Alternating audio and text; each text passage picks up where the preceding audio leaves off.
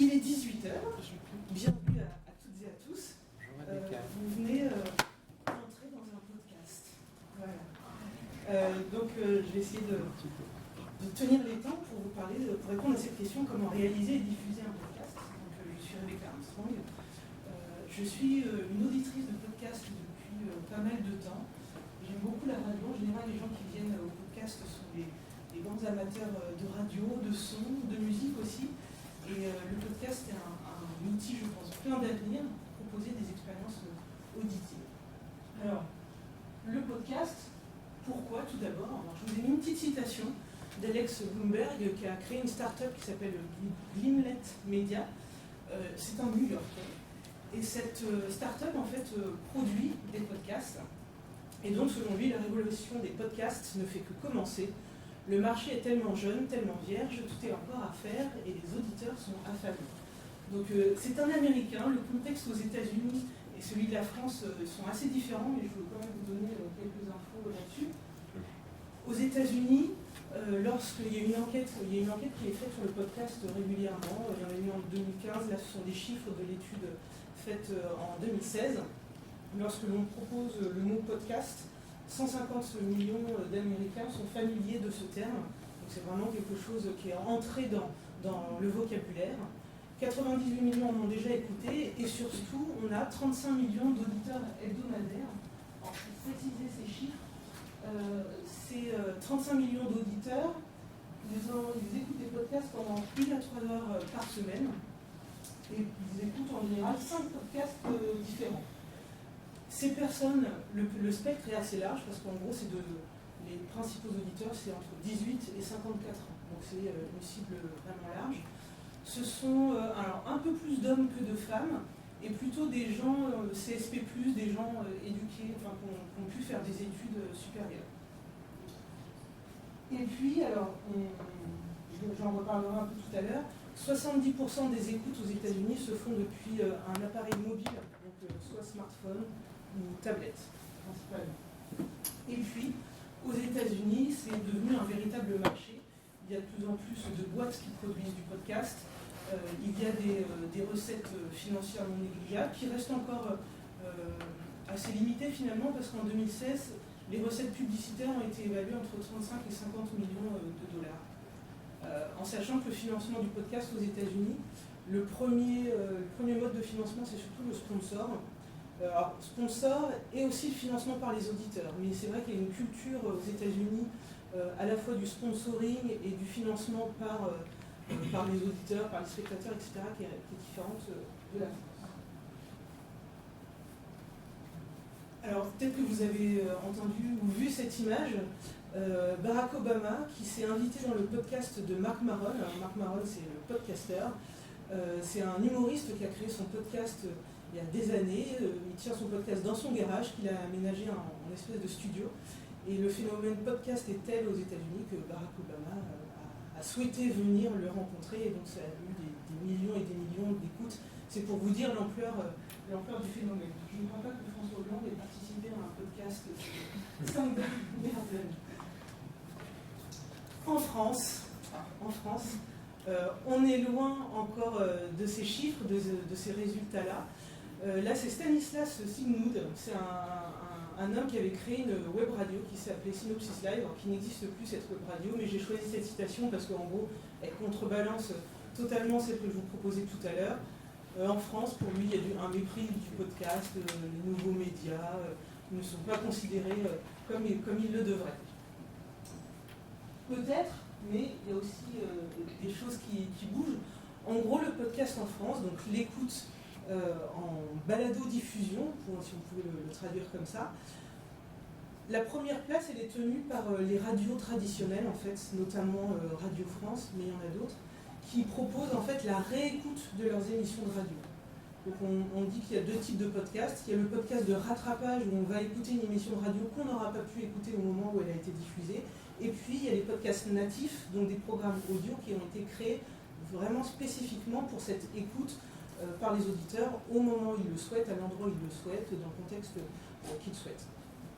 Alors, énormément Radio France qui marche beaucoup au niveau de ses écoutes. Si vous regardez, si vous êtes utilisateur d'iTunes, Vous avez d'ailleurs maintenant sur vos téléphones une application podcast qui est directement intégrée. Si vous regardez sur le classement, on va retrouver les émissions de France Culture, etc., France Inter, avec des émissions d'ailleurs qui marchent beaucoup autour de la philosophie, etc. Donc il y a une vraie appétence pour des contenus qui ne sont pas forcément dans le divertissement. Donc Radio France d'un côté qui propose de la réécoute, et puis depuis quelques années, et puis là ça s'accélère vraiment depuis l'année dernière, des initiatives qui émergent. Alors Arte Radio c'était un précurseur parce que dès le début des années 2000, ils ont proposé des flux sous la forme de podcasts, mais on voit apparaître par exemple Binge Audio. Je vous donnerai un exemple de podcast qu'ils font. Nouvelles Écoutes aussi, qui a été lancé en toute fin d'année dernière. Boxon, c'est le projet de Pascal Clark. Toutes ces initiatives nouvelles avec ces entreprises qui vont produire du podcast natif sont souvent portées par des gens issus du monde de la radio. Donc Pascal Clark, Binge Audio, le nom du gars m'échappe, voilà, mais qui était aussi, lui aussi un homme de radio. Slate aussi a lancé, alors il y a eu d'abord Slate US, mais Slate en France aussi a lancé une série de podcasts, et puis énormément de podcasts amateurs qui proposent des choses très très très variées. Alors, si vous voulez vous lancer dans un podcast, qu'est-ce que vous allez proposer à écouter à votre public? Alors je ne sais pas quels sont forcément tous vos profils, mais soit vous pouvez réfléchir à créer un podcast pour votre entreprise. On peut imaginer une communication en interne pour les équipes.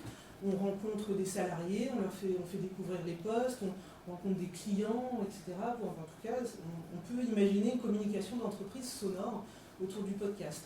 Vous êtes un média de la PQR ou pas, et vous avez envie chaque semaine, par exemple, de faire un éclairage sur un sujet de fond que vous n'avez traité que, on va dire, sous forme texte dans une actualité un peu courante, et chaque semaine ou chaque mois, vous vous posez avec des interlocuteurs pour décrypter une information en particulier. Donc peut-être, pourquoi pas, pour vos abonnés à votre média, vous leur proposez un format en plus, une offre un peu premium, ça peut être ça. Vous êtes un territoire, vous avez envie, dans votre logique de marketing territorial, de faire découvrir autrement votre territoire. Il y a de belles initiatives. Il y a quelques années, le Conseil général de l'Eure, ça s'appelait le Conseil général à l'époque, avait créé une série autour de la découverte d'un étang. Et autour de cet étang, il y avait des interviews du Pépé du Coin qui pêche dans cet étang depuis des années, de l'école avec des enfants, etc. Donc on peut créer une ambiance sonore autour d'un territoire pour le promouvoir, le faire découvrir. Si vous êtes une association, vous avez peut-être une cause à défendre. Donc là aussi, faire connaître l'engagement de vos bénévoles, montrer sur le terrain, par l'oreille, faire découvrir votre action au quotidien. Vous êtes un expert, et bien vous voulez partager votre expertise pour faire venir, peut-être pour toucher des prospects, les appâter et ensuite les faire venir vers vous pour vos services. Ça peut être aussi une piste. Et puis, ou simplement une histoire à raconter. Vous êtes un conteur, vous avez envie de parler de sujets qui vous intéressent, et bien là, vous pouvez aussi créer un podcast pour en parler. Donc ça, c'est la première étape de réalisation finalement d'un podcast sur le papier, c'est de savoir de quoi on veut parler à son audience, à sa future audience.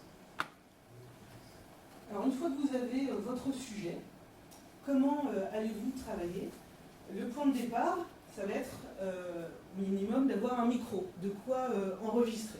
Alors moi par exemple, j'utilise deux outils. Donc ça c'est un Zoom, c'est un outil tout simple, c'est un vieil outil, il y a plusieurs catégories de Zoom, plus ou moins évoluées, avec des capacités différentes.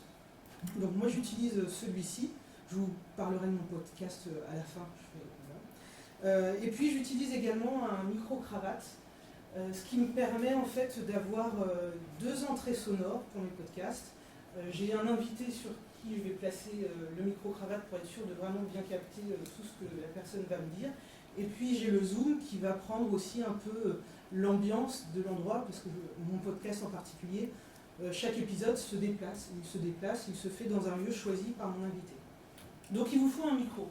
Un micro, les tout premiers micros, ça coûte, pour regarder sur internet, ça coûte 12 €, et puis vous en avez des hyper perfectionnés jusqu'à 300 € et plus. Un smartphone, ça peut vous être utile. Moi je connais une personne qui, pour enregistrer son podcast, a son téléphone et puis branche un micro-cravate comme ça dessus, et elle enregistre soit sa voix, soit la voix de son interlocuteur. C'est le minimum vital capital en termes de matériel. Et puis ensuite, l'ordinateur pour là rentrer dans la phase, une fois que vous avez enregistré le son qui vous intéresse, de pouvoir travailler sur cette bande sonore. Alors, une fois que vous avez enregistré, il faut traiter vos sons. Donc moi j'utilise un logiciel qui s'appelle Audacity, c'est un logiciel tout simple, qui est gratuit, qui permet de faire pas mal de choses. Après, si dans le cadre de votre travail vous faites de la vidéo et vous utilisez par exemple Adobe Premiere, vous pouvez très bien traiter vos sons là-dessus. Si vous voulez, on pourra regarder, je passe ça rapidement et on pourra retourner ensuite sur le logiciel pour que vous voyez un peu comment ça fonctionne. Une fois que vous avez votre son nettoyé grâce à votre logiciel, votre épisode est prêt. Alors vous aurez aussi constitué un générique, etc. On pourra en parler si vous avez des questions. Il faut que vos sons ils soient mis sur les internets. Alors quand on est en France, l'outil le plus simple et le plus utilisé, je pense, c'est tout simplement SoundCloud. Donc si vous avez des épisodes réguliers, SoundCloud, il y a une version gratuite. Donc là, vous pouvez, si vous n'êtes pas abonné, vous pouvez évidemment écouter tous les sons que vous voulez. Vous pouvez mettre en ligne quelques sons, mais pour aller plus loin, avoir une récurrence, etc., il faut prendre un abonnement. Donc moi, ça me coûte quelques dizaines d'euros, je crois que c'est 90 € par an pour héberger mes sons. Donc une fois qu'on a son compte, vous voyez Rebecca Armstrong en haut à droite, là aussi je suis, le logiciel est ouvert, je pourrais vous montrer, enfin le site est ouvert, la plateforme. Donc il vous suffit ensuite d'uploader des fichiers pour les mettre en ligne. Une fois que vous avez uploadé votre son, ce qui va être important ici, c'est de régler les paramètres de votre podcast. En gros, ce dont vous allez avoir besoin pour que votre podcast existe partout, c'est la création d'un flux RSS, tout simplement. Parce qu'une fois que votre son est en ligne, c'est ce flux RSS que vous allez utiliser ensuite pour que votre podcast soit rendu disponible sur d'autres plateformes, notamment iTunes. Je vous disais, aux États-Unis, non, je ne l'ai pas dit, je vous le dis maintenant. Je crois que c'est 52% des écoutes qui se font depuis iTunes. En France, c'est peut-être même encore plus, donc c'est vraiment indispensable d'être sur cette plateforme. Mais il y en a plein d'autres, j'en citerai quelques-unes tout à l'heure.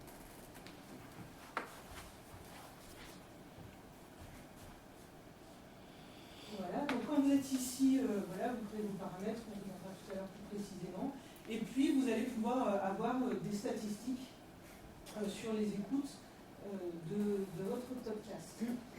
Une difficulté en France, a priori, on n'a pas, enfin c'est même sûr, on n'a pas, le phénomène podcast n'ayant pas la même ampleur qu'aux États-Unis, on a plus de difficultés à avoir des statistiques hyper précises des écoutes en fonction, parce qu'il y a plein d'applications, de plateformes de relais de podcast, on ne va pas retrouver les données sur SoundCloud, donc voilà.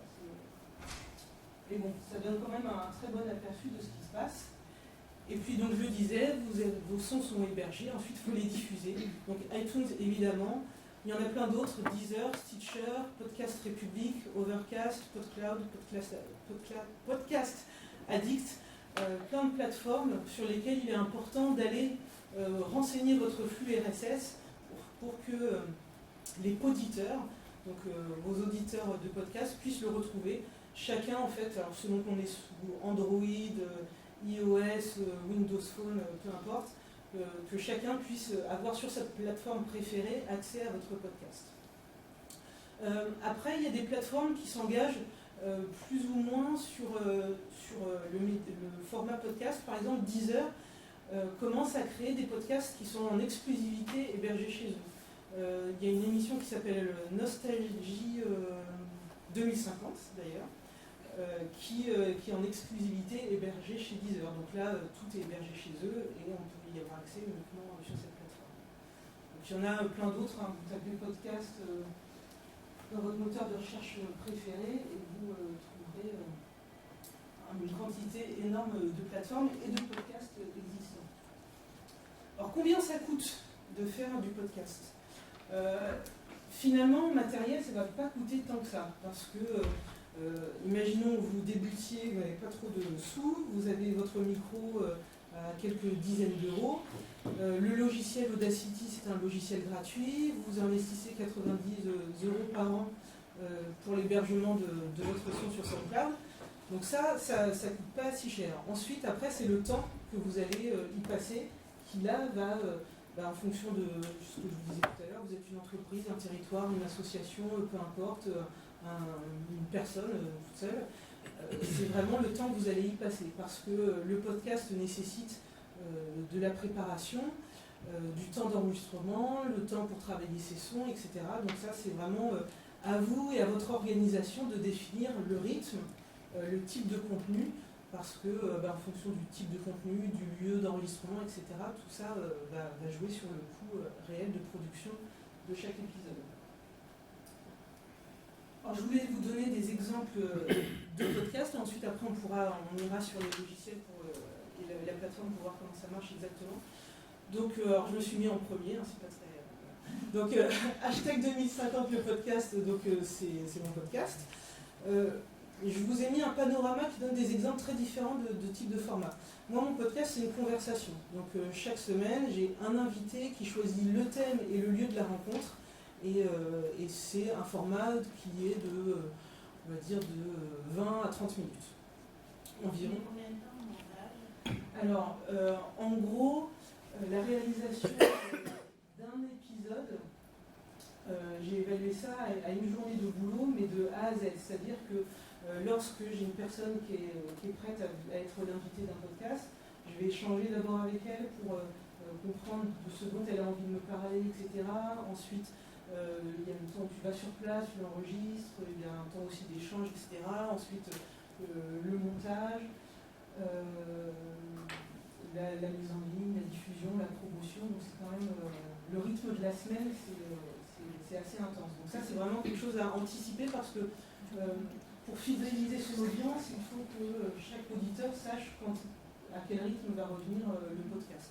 Donc il faut pouvoir dire, voilà, ça va être un podcast mensuel, chaque quinzaine, etc. Ça, c'est important. Après, sur les formats, il y a plein de types de formats très différents.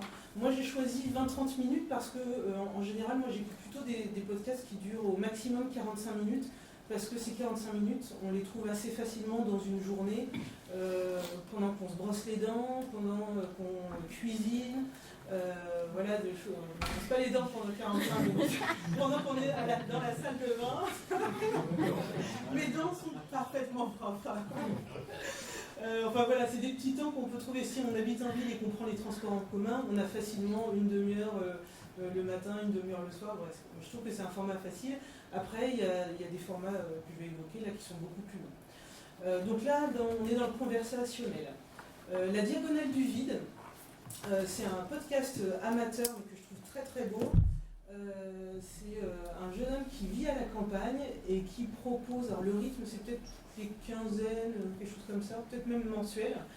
Et en fait, il nous emmène avec lui en balade. C'est un géographe à la base et la diagonale du vide, c'est un peu tous ces espaces creux, la campagne, etc., dont on n'entend pas forcément parler dans les médias, des espaces qui sont peu chroniqués.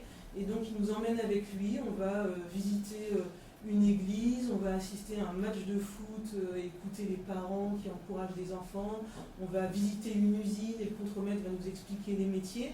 Et avec toute une mise en scène assez poétique, où on va beaucoup entendre en introduction le podcasteur qui nous parle de ce qu'il a incité à nous emmener sur ces chemins de traverse à la campagne. Et ces podcasts durent entre 15 et 30 minutes à peu près. Super Héros, alors ça c'est un podcast tout beau tout neuf produit par Binge Audio que je trouve génial, hyper addictif. Et j'aime beaucoup le principe, je retrouve en ça un peu une affinité avec mon podcast, c'est que les super-héros en fait ce sont des gens comme vous et moi, des inconnus, des lambda, et en fait à travers ces séries, il nous fait découvrir que chacun finalement, de par son histoire, par son vécu, est un super-héros, parce que chacun a combattu des maladies, des difficultés dans sa vie, enfin bref, on a tous plein d'histoires à raconter. Et le gars qui crée ce podcast dit écoutez vos amis, ils ont forcément une très belle histoire à vous raconter, des choses que vous ne savez pas forcément, et qui font que ce sont des personnes fortes et belles. Enfin, je trouve ça hyper émouvant et ça a beaucoup de sens dans notre société aujourd'hui. Et sa série, en fait, alors là, il y a une première série de produites qui vont se dérouler sur 10 à 12 épisodes, et chaque épisode dure 10 minutes. Et donc, il est le narrateur, et on entend la personne à qui il s'adresse, et c'est hyper addictif. Moi, la première série, je l'ai découvert justement sur le tard, donc tous les épisodes étaient sortis, et donc je me suis dit, allez, je m'en écoute un épisode, et puis je vais faire autre chose, et après, c'était comme les séries américaine, quoi, où, voilà, très addictif. Je me suis dit, allez, encore un, et j'ai écouté toute la série, et les enfants mangeaient à 21h au lieu de manger à 19h30 comme prévu initialement. Donc c'est un très très beau format. En plus, alors, vu que c'est produit par Binge, il y a tout un travail aussi sur l'ambiance sonore. Il y a eu une création musicale dédiée au podcast, donc c'est un très beau podcast. Donc là, c'est des pros. Ouais, Binge, des sont des podcasteurs. pros. Non. Binge, c'est une boîte de prod produit du podcast. Ils ont fait un financement participatif pour se lancer. Ils ont atteint leurs objectifs. Aujourd'hui, je ne sais pas dire, le journaliste qui fait super-héros, il bosse à côté, il pige pour d'autres médias, etc. Le modèle économique aujourd'hui du podcast n'existe pas. En tout cas, en France, il n'existe pas. Clairement. Pascal Clark avec Boxon, là aussi, elle fait un pari. Alors, c'est pas encore sorti, mais c'est aussi un pari. Nouvelles écoutes que j'ai évoquées tout à l'heure au tout début. Là, ils sont en train de faire un financement participatif sur Kiss Mouvement pour asseoir le mouvement de la production et le modèle économique. Personne ne l'a aujourd'hui. L'Entrepode, ce sont des Rouennais. Donc là aussi, c'est un tout autre format. C'est une bande de 8 copains, je pense. Des hommes, des femmes, et qui tous les mois font une émission où ils reçoivent quelqu'un qui porte une initiative plutôt dans le coin, par ici. Alors pour le coup, eux, leur émission, elle peut durer plus de 2 heures. Donc il y a des chroniques, etc. Donc c'est très rythmé, mais par contre, moi je trouve ça un peu plus dur d'écouter 2 heures d'un seul tenant une émission. Mais en tout cas, on est dans le format d'émission, une grande table, plein de micros, des chroniqueurs, ça rigole. Ils boivent un peu aussi, voilà, l'ambiance gale, les copains, etc. Ensuite, 2 autres exemples qui sont beaucoup plus, qui sont pros et qui sont portés par des médias. Moi j'aime beaucoup Can He Do That.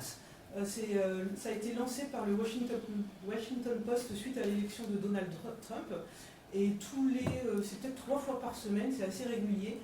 C'est une émission assez courte, alors j'ai pas regardé précisément le temps, mais je pourrais vous dire ça parce que je l'ai sur téléphone.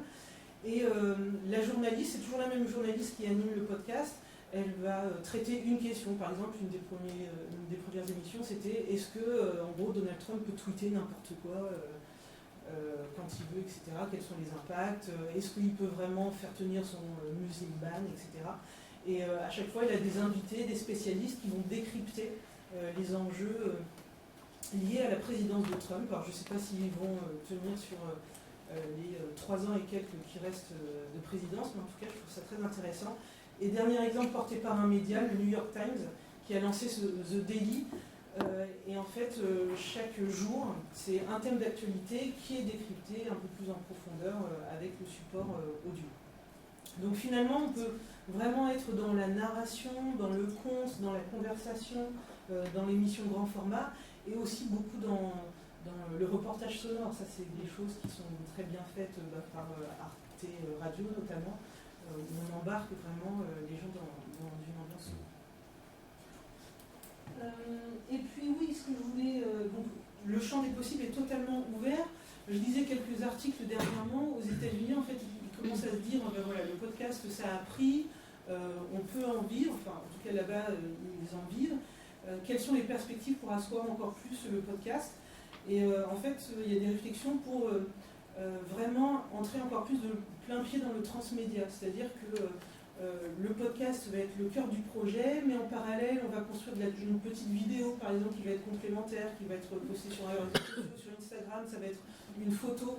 Bref, le cœur du projet, c'est le podcast, et en fait, en fonction des différents réseaux sociaux utilisés, de créer des pastilles un peu différentes qui viennent augmenter le podcast par d'autres outils.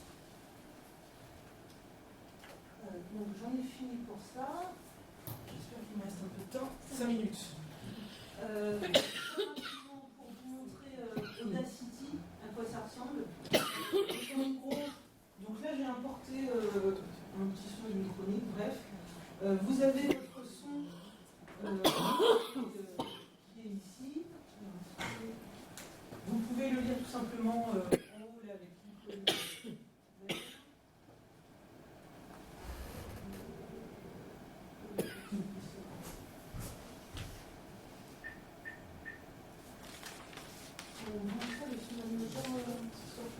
Bon, en tout cas, peu importe. À la rigueur, c'est pas ça le plus important parce que je sais plus trop ce que vous aimez comme son.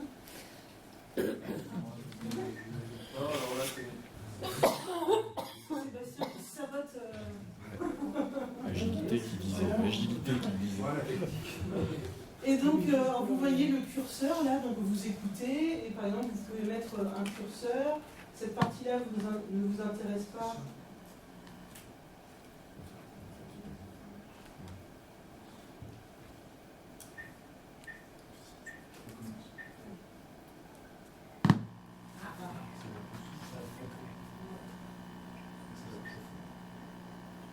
Bon, c'est pas grave, de toute façon, c'est pas très intéressant. Le son. En tout cas, pour un podcast. Ce que je vais vous montrer en tout cas, c'est que cet outil est hyper simple. Vous faites une sélection, ça ne vous intéresse pas, tac, vous le coupez. Ensuite, vous voulez cette petite boucle-là, par exemple, je ne sais pas, une phrase importante. Vous avez des outils tout simples, par exemple, vous voyez en haut à gauche, là, il y a écrit copier. Vous copiez, tac. Vous voulez le mettre à la fin, vous le collez. Vous pouvez vraiment faire plein de choses. Après, si vous faites un montage, je peux importer très rapidement un autre audio.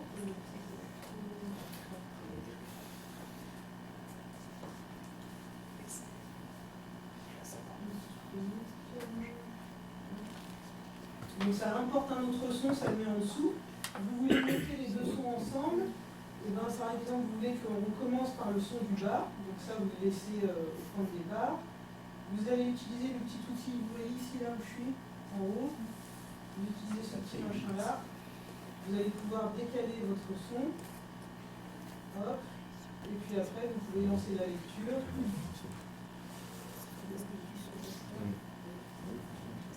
Voilà.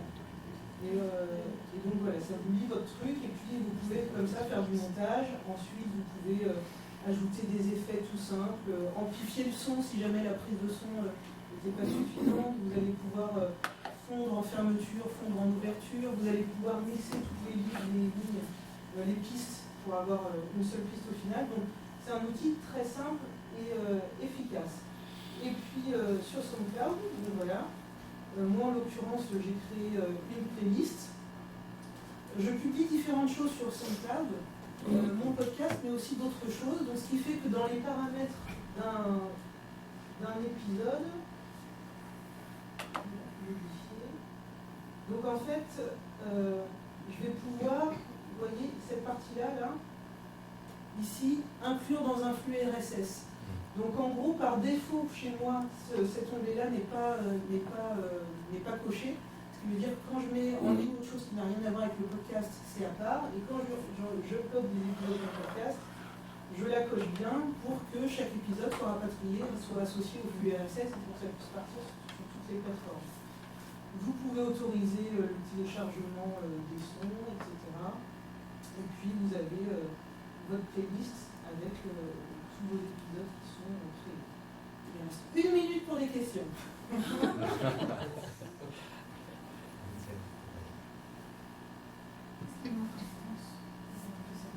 Qu'est-ce qui manque en France pour que ça décolle?